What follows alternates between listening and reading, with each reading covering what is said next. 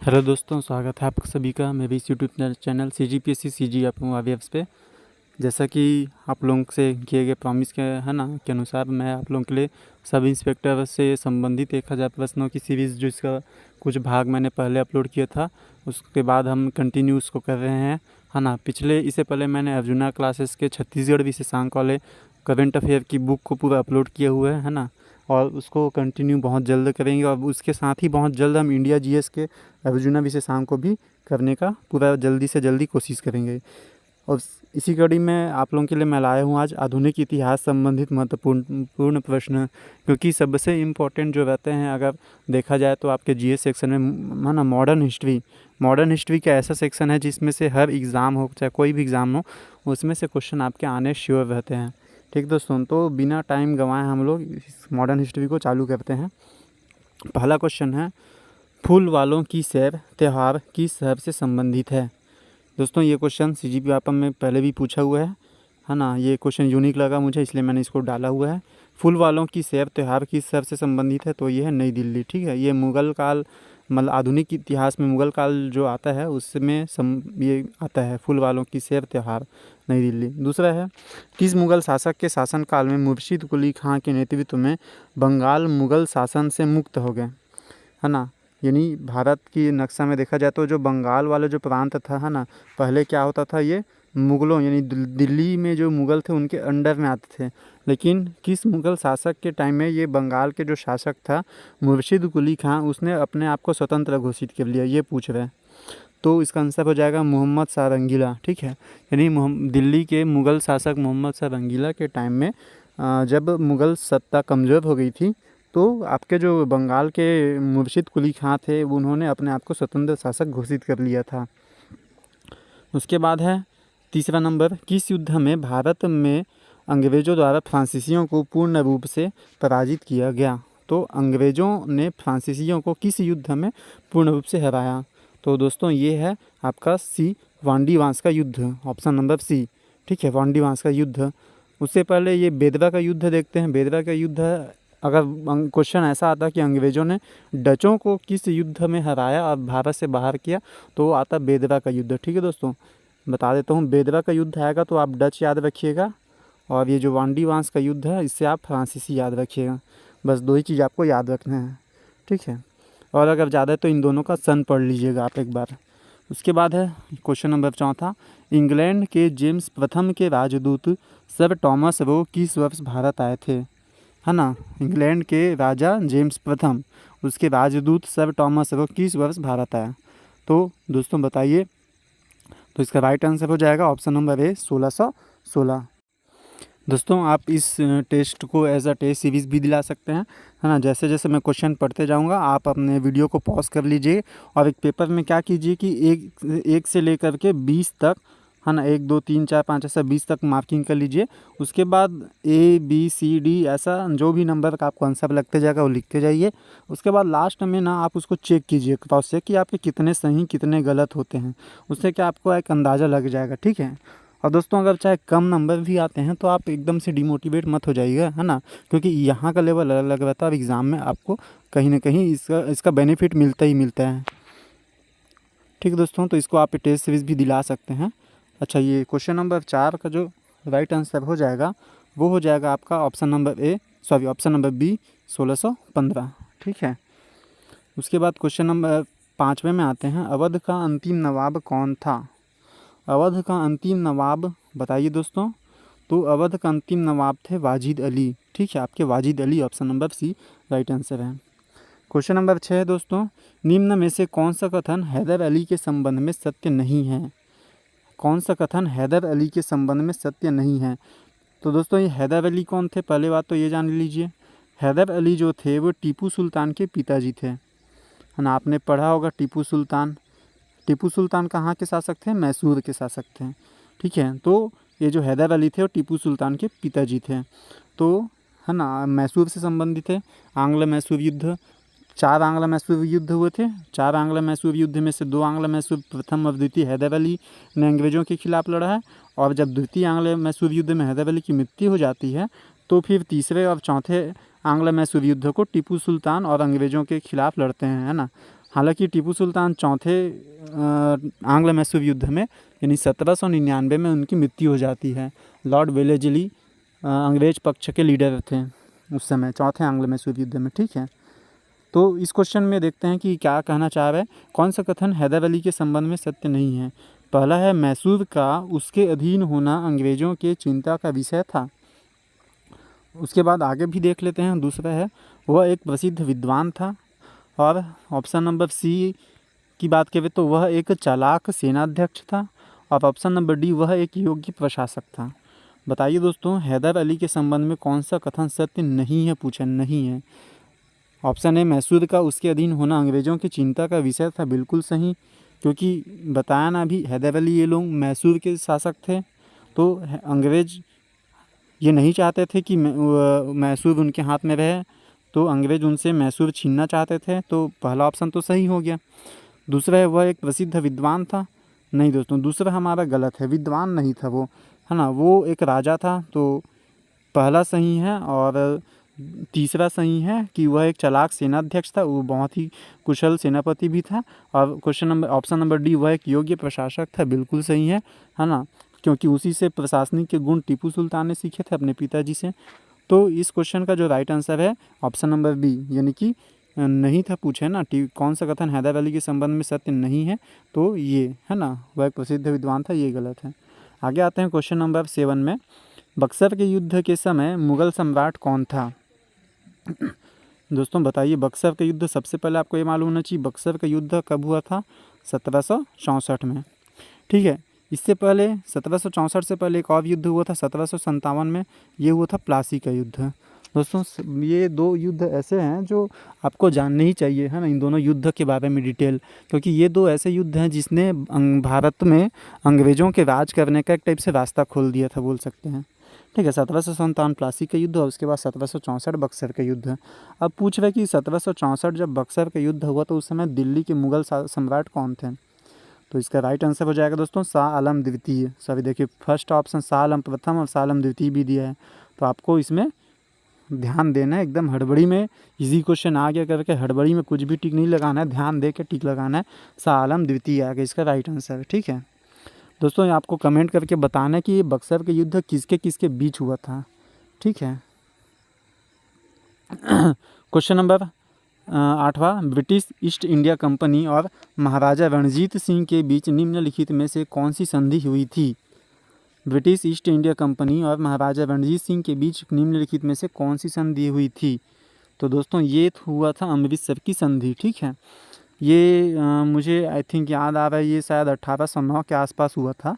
ठीक है, महाराजा रणजीत सिंह और ब्रिटिश ईस्ट इंडिया कंपनी के बीच अमृतसर की संधि हुई थी। बहुत ही इंपॉर्टेंट क्वेश्चन दोस्तों, अमृतसर की संधि कई बार पूछा जा चुका है एग्ज़ाम में। क्वेश्चन नंबर 9, वेल्लोर का विद्रोह किस गवर्नर जनरल के समय हुआ था? वेल्लोर का विद्रोह किस गवर्नर जनरल के समय हुआ था? तो दोस्तों ये हुआ था वेल्लोर से, याद रखिएगा आप, सर जॉर्ज बार्लो। ठीक है, वेल्लोर दोस्तों कहाँ है? ये 1800 कब हुआ था? ये आई थिंक 5 या 6 में हुआ था। ठीक है, और ये जो वेल्लोर है दोस्तों ये कर्नाटक में है। तो ये जो वेल्लोर का विद्रोह सर जॉर्ज बार्लो। फिर आगे बढ़ते हैं दोस्तों, क्वेश्चन नंबर 10वां, कोलकाता की एशियाटिक सोसाइटी को किसने स्थापित किया था? कोलकाता की एशियाटिक सोसाइटी को किसने स्थापित किया था? दोस्तों बताइए। Option A sir William Jones, option B sir Ernest Mackenzie, option C sir Rudolf Ziegler, या option D sir Michael Terazi. तो इसका जो राइट आंसर है दोस्तों sir William Jones. Sir William Jones ने 1784 में कोलकाता की एशियाटिक सोसाइटी की स्थापना की थी। दोस्तों ये जो एशियाटिक सोसाइटी है ना, इसका मेन काम जो रहता है, भारत में जब अंग्रेज़ लोग आए तो उन्होंने देखा कि इनका जो धर्म का जो मान्यता है बहुत ही काफ़ी ब्रॉड है ना, अलग अलग धर्म के लोग हैं, अलग अलग देवी देवताओं को मानते हैं, या एक ही हिंदू धर्म में हजारों कई सारे देवी देवता हैं, तो उनको एक टाइप की जिज्ञासा हुई कि मन में कि भारतीयों के हिंदू देवी देवताओं को हम थोड़ा समझने का प्रयास करते हैं। तो अंग्रेज़ों ने क्या किया कि हमारे जितने भी ग्रंथ हैं, वेद पुराण है ना, उन सभी का ट्रांसलेशन यानी अनुवाद कराना चालू किया। तो उसके लिए उन्होंने कोलकाता की एशियाटिक सोसाइटी की स्थापना कराया था, तो जिसकी स्थापना किए थे सर विलियम जोन्स 1784 में। ठीक दोस्तों, आगे बढ़ते हैं कि क्वेश्चन नंबर 11, सहायक संधि व्यवस्था को स्वीकार करने वाले प्रथम भारतीय देशी शासक कौन थे? बताइए दोस्तों, सहायक संधि व्यवस्था को स्वीकार करने वाले प्रथम भारतीय देशी शासक, तो दोस्तों वो थे हैदराबाद के निज़ाम। हैदराबाद के निज़ाम लोग, ये अंग्रेज़ों के एकदम मतलब बोले जाए राजभक्त टाइप के हो गए थे ये, ठीक है, जो आज़ादी के बाद तक वो अंग्रेज़ों के गुलाम टाइप से एकदम जीवन जीवे थे। उसके बाद दोस्तों क्वेश्चन नंबर 12, निम्न में से किसने बंगाल में स्थायी बंदोबस्त प्रारंभ किया और कब किया? बताइए दोस्तों, बंगाल में स्थायी बंदोबस्त प्रारंभ किया और कब किया? तो option A lord Wellesley 1793, option B lord Cornwallis 1793, option C lord William Bentinck 1823, option D lord Cornwallis 1794। तो दोस्तों इसका जो राइट आंसर हो जाएगा लॉर्ड कार्नवालिस 1793 में, ठीक है। बंगाल में स्थायी बंदोबस्त, दोस्तों अगर जहाँ भी स्थायी बंदोबस्त की बात आए, कुछ भी स्थायी बंदोबस्त, आप आँख मूंद के लॉर्ड कार्नवालिस लगाइएगा, लेकिन यहाँ पे आँख मूंद के मत लगाइएगा, क्योंकि यहाँ पे देखिए एक और ऑप्शन में लॉर्ड कार्नवालिस दिया है, बट ऑप्शन को चेंज कर दिया है 1794। तो इसका जो राइट आंसर है बी 1793। दोस्तों अगर आपको वीडियो पसंद आ रहा होगा तो बिल्कुल लाइक कीजिएगा, शेयर कीजिएगा, सब्सक्राइब कीजिएगा। और दोस्तों मेरा जो वीडियो बनाने का में मुख्य उद्देश्य रहता है वो ये रहता है कि जितने भी गरीब स्टूडेंट हैं जो किसी न किसी कारणवश पढ़ाई नहीं कर पाते हैं, जो दूर दराज के ग्रामीण अंचलों में पहाड़ पर्वत में रहते हैं हमारे आदिवासी भाई लोग, वहाँ तक ज़रूर वीडियो पहुँचे, ताकि वो भी अपने जीवन में एक आगे सम्मानजनक क्षेत्र में जाए। ठीक दोस्तों, अगला क्वेश्चन दोस्तों क्वेश्चन नंबर 13, भारत के किस गवर्नर जनरल ने भारतीय प्रिवी काउंसिल के गठन का सुझाव दिया था? भारत के किस गवर्नर जनरल ने भारतीय प्रिवी काउंसिल के गठन का सुझाव दिया था? बताइए दोस्तों, option A lord Chelmsford, option B lord Hardinge, option C lord Lytton, option D lord Dalhousie. तो जो भारतीय प्रिवी काउंसिल है इसके गठन से रिलेटेड दो क्वेश्चन आप ध्यान दीजिएगा। गठन का सुझाव दिया पूछा था ना, दिया था, तो सुझाव जो दिया था लॉर्ड लिटन ने दिया था, बट इनके सुझाव को उस समय उतने अच्छे से मान्य नहीं किया गया था, अस्वीकार कर दिया गया था। तो इसका तो आंसर सुझाव किसने दिया वो सी आएगा, लॉर्ड लिटन। लेकिन लागू किसके समय किया गया अगर पूछता तो हमारा ऑप्शन ए आंसर हो जाता, लॉर्ड चेम्सफोर्ड, ठीक है। बट यहाँ पे सुझाव किसने दिया था बोला तो लॉर्ड लिटन आएगा। हालांकि उस समय उनके सुझाव को अस्वीकार कर दिया गया था, बाद में फिर इसको लॉर्ड चेम्सफोर्ड के समय इसको लागू किया गया। क्वेश्चन नंबर 14, वुड डिस्पैच क्या था और यह कब लागू हुआ? दोस्तों वुड डिस्पैच क्या था और यह कब लागू हुआ? तो वुड डिस्पैच दोस्तों ये एक शिक्षा योजना था जो 1854 में लागू हुआ था, ठीक है। ये शिक्षा से रिलेटेड था, है ना, जो 1854 में लागू हुआ था। क्वेश्चन नंबर 15, स्वतंत्र भारत के प्रथम गवर्नर जनरल कौन थे? अब बताइए दोस्तों, स्वतंत्र भारत के प्रथम गवर्नर जनरल कौन थे? जितना इजी क्वेश्चन है उतना ही लोग इसको गलत करते हैं। हो सकता है आप लोगों को लग रहा है ये तो इजी है, लेकिन जितना इजी क्वेश्चन रहता है लोग इसमें गलत करते हैं, है ना। तो ये पूछा है स्वतंत्र भारत के प्रथम गवर्नर जनरल, तो इसका जो राइट आंसर हो जाएगा दोस्तों लॉर्ड माउंटबेटन। हो सकता है कई लोग अभी सी राजगोपालाचारी लगाए होंगे, लेकिन अगर ये पूछता है कि स्वतंत्र भारत के प्रथम भारतीय गवर्नर कौन थे तो होता बी, लेकिन इसका राइट आंसर हो जाएगा सी। आगे बढ़ते हैं क्वेश्चन नंबर 15 के बाद 16, निम्न में से किस गवर्नर जनरल ने भारत में अंग्रेजी शिक्षा प्रारंभ की? निम्न में से किस गवर्नर जनरल ने भारत में अंग्रेजी शिक्षा प्रारंभ की दोस्तों? तो बताइए। तो इसका जो राइट आंसर हो जाएगा दोस्तों Lord William Bentinck, option D, ठीक है। भारत में अंग्रेजी शिक्षा प्रारंभ की लॉर्ड विलियम बेंटिक। ये दोस्तों इन्होंने किया था 1833 का जो एक्ट आया था, 1833 का जो एक्ट आया था उसमें मैकॉले ने ये, है ना, मैकॉले के क्या बोला जाए, इनके रिसर्च पे या मैकॉले के अध्ययन पे या इनके रिपोर्ट के अनुसार भारत में अंग्रेजी शिक्षा लागू किया गया था। और लागू कब किया? 1835 में। तो 1835 में दोस्तों हमारे लॉर्ड गवर्नर उस समय अंग्रेज में कौन थे? लॉर्ड विलियम बेंटिक थे, ठीक है। अगर ये पूछ देता क्वेश्चन में कि भारत में जो अंग्रेजी शिक्षा प्रारंभ हुई थी वो किसके रिपोर्ट के आधार पे, तो मैकाले के रिपोर्ट पे 1833 के अधिनियम के आधार पे 1835 में लागू हुआ। किसने लागू किया? लॉर्ड विलियम बेंटिक ने, ठीक है। दोस्तों क्वेश्चन वीडियो अच्छा लगा होगा तो प्लीज़ लाइक शेयर और सब्सक्राइब कीजिएगा, अधिक से अधिक शेयर कीजिएगा, ताकि एग्ज़ाम तक आपके जितने ज़्यादा से ज़्यादा हो सके आपको रेडी करा सकूँ मैं। क्वेश्चन नंबर 17 दोस्तों, किसने स्थानीय स्वशासन को भारत में लागू किया? स्थानीय स्वशासन को भारत में लागू किसने किया? तो दोस्तों इसका जो राइट आंसर हो जाएगा लॉर्ड रिपन। कई बार पूछा जा चुका है क्वेश्चन, हर एग्ज़ाम में पूछे जाते हैं ये, चाहे कोई भी एग्ज़ाम दिला, सब में मोस्ट MP है। स्थानीय स्वशासन मतलब दोस्तों अभी जो पंचायती राज आप देखते हैं, है ना, जो पंचायती राज यानी गाँव एरिया में जो पंचायत होता है, सरपंच पंच, है ना, वो वहाँ की व्यवस्था को संभालते, वही पंचायती राज को ही आप क्या बोलेंगे? स्थानीय स्वशासन। तो क्वेश्चन को आप घुमा के दे देते हैं कि भारत में स्थानीय स्वशासन का जनक किसे कहा जाता है, तो उसका भी आंसर यही होगा। भारत में स्थानीय स्वशासन का जनक लॉर्ड रिपन को ही कहा जाता है। क्वेश्चन नंबर 17 के बाद देखते हैं क्वेश्चन नंबर 18 दोस्तों। महात्मा गांधी के प्रसिद्ध दांडी मार्च के समय भारत का वायसराय कौन था? क्वेश्चन नंबर 18, महात्मा गांधी के प्रसिद्ध दांडी मार्च के समय भारत का वायसराय कौन था? तो बताइए दोस्तों। तो इसका राइट आंसर हो जाएगा लॉर्ड इरविन। ठीक है। दांडी मार्च दोस्तों कब से कब तक हुआ था? तो ये हुआ था दोस्तों 12 मार्च से 6 अप्रैल 12 मार्च से 6 अप्रैल ये हुआ था दोस्तों। कितने दिन का? लगभग 24 दिन का हुआ था। और क्या बोलते हैं, ये कहाँ से चालू हुआ था? गुजरात के साबरमती आश्रम से चालू हुआ था। और ख़त्म कहाँ हुआ था? ख़त्म हुआ था दोस्तों ये आपके दांडी में जाके ख़त्म हुआ था। अब दोस्तों यहाँ पे क्वेश्चन आता है कि ये पूछा जाता है कि सविनय अवज्ञा आंदोलन कहाँ से प्रारंभ हुआ था? तो दोस्तों सविनय अवज्ञा आंदोलन यहीं जब दांडी में पहुँचे, नमक कानून बनाया तोड़ा गांधी जी ने, तो वहाँ से यानी दांडी से फिर आपका सविनय अवज्ञा आंदोलन चालू हुआ। फिर आगे बढ़ते हैं दोस्तों। मैं हर क्वेश्चन के साथ दोस्तों आपको इतना एक्सप्लेनेशन दे रहा हूँ कि आपके एक क्वेश्चन के पीछे 4 से 5 क्वेश्चन कवर हो जाए। आप बस ध्यान से देखते जाइएगा। और एक काम और कीजिए कि एक वीडियो को केवल एक बार ना देखिए, बल्कि इस वीडियो को एटलीस्ट 1-2 बार और देखा कीजिए, ताकि एक आपका रिविज़न हो जाए और जो कई सारे पॉइंट छूट जा रहते हैं एक बार देखने में, वो दोबारा में और अच्छे से याद हो जाए और कवर भी हो जाए।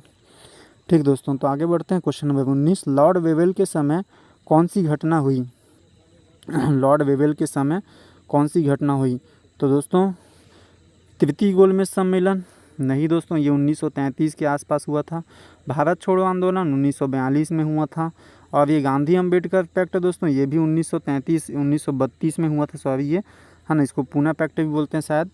तो लॉर्ड वेवेल जब आए थे वो थे 1945 में। और 1945 में दोस्तों आपका हुआ था शिमला समझौता। ठीक है, तो इसका जो राइट आंसर हो जाएगा option number C. Question number 20 और लास्ट क्वेश्चन आज के वीडियो को ज़्यादा लंबा नहीं करेंगे, आपका भी समय कीमती है। लॉर्ड कर्जन ने निम्न में से किस विभाग की स्थापना की थी? लॉर्ड कर्जन ने निम्न में से किस विभाग की स्थापना की थी, बताइए दोस्तों। तो लॉर्ड कर्जन ने जो विभाग की स्थापना की थी वो भारतीय पुरातात्विक सर्वेक्षण विभाग की, है ना, इंडियन आर्कियोलॉजिकल सर्वे, है ना, या आर्कियोलॉजिकल सर्वे ऑफ इंडिया बोलते हैं इसको, ASI archaeological survey of India. इसमें दोस्तों क्या होता है, भारत में मतलब जितने भी पुरातात्विक सोर्स होते हैं, जैसे हड़प्पा के साइट हो गए, हड़प्पा मोहनजोदड़ो, है ना, या जितने भी पुराने धरोहर होते हैं, वे सब का इसमें सर्वे करके रिकॉर्ड रखा जाता है। तो दोस्तों ये हुआ था कब? लॉर्ड कर्जन के टाइम, यानी कि लगभग 1904 के आसपास हुआ था ये चीज़। ठीक दोस्तों, तो आज के वीडियो में इतना ही, मिलते हैं अगले वीडियो में। दोस्तों चैनल को और अगर क्वेश्चन आप देखना चाहते हैं तो मेरे चैनल के प्लेलिस्ट में जाके बहुत सारे कई सारे क्वेश्चन अपलोड कर रहा हूँ, जो आपके ना कि सिर्फ सब इंस्पेक्टर बल्कि CGPSC, RI, हॉस्टल वार्डन सभी के लिए बहुत इंपॉर्टेंट है। और आगे भी दोस्तों वीडियो जल्दी से जल्दी हर दिन हम एक नए वीडियो के साथ मिलते जाएंगे। ओके दोस्तों, तैयारी करते रहिए, चैनल को सब्सक्राइब कीजिए, शेयर कीजिए। Thank you.